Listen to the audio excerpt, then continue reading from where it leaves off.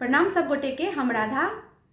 बरसाइत पाबनि आबे वाला अछि तऽ ताहि विशेष एकटा विषहारा गीत नीक लागत तऽ अहाँ सब जरूर पाबनि में गायब।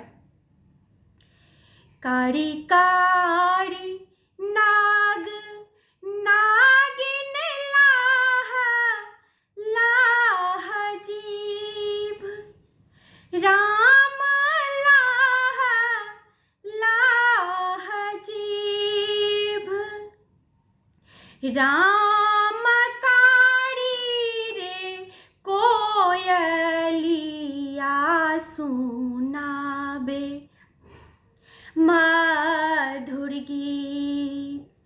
राम कारी रे कोयलिया सुनाबे मधुर गीत। कोयली के तान पारा झूमै नाग नागिन, राम झूमै नाग नागिन, राम झूमैते खेलैते टूटल पैरक नुपुर, राम झूमैते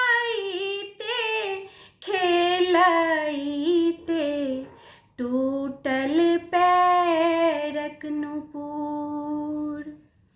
नुपुर के टूटते नागिन के झारा नीलोर, राम झारा नीलोर, राम लोरा बहबिते नागिन माई आगू ठाढ़, राम लोरा बहबिते नागिन माई आगू ठाढ़।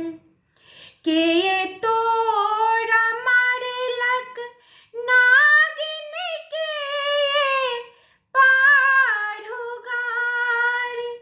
राम के पाढ़ुगार, राम के तोहर छीनी लेलक दूध लाबा पात्र, राम के तोहर छीनी लेलक दूध लाबा पात्र। नहीं कियो मारलक हमरा नाही पाढ़ुगार, राम नाही पाढ़ुगार, राम नाही कियो छीनी लेलक दूध लाबा पात्र, राम नाही कियो छीनी लेलक दूध लाबा पात्र। कोयली के तान पारा झूमैत छलहुँ हम, राम झूमैत छलहुँ हम, राम झूमैते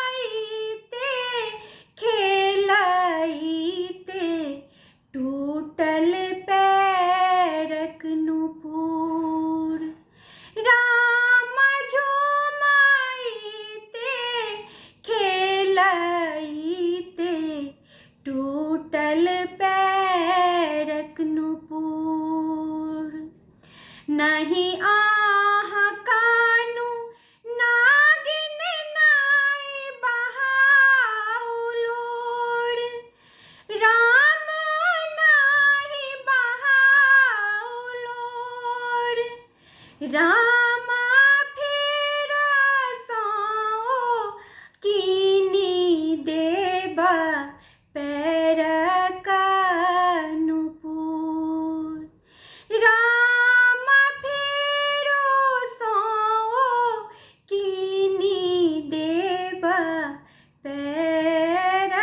नूपुर।